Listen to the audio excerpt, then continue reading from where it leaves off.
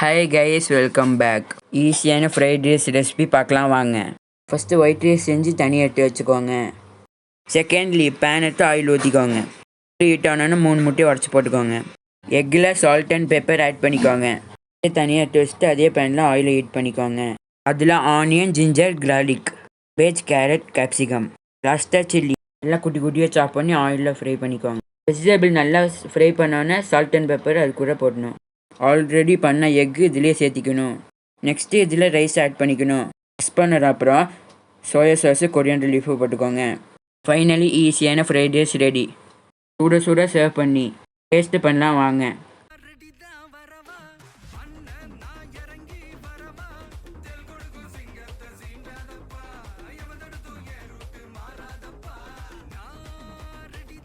நான் பண்ண fried rice எம்மியாச்சு, நீங்களும் வீட்டில் ட்ரை பண்ணுங்கள்.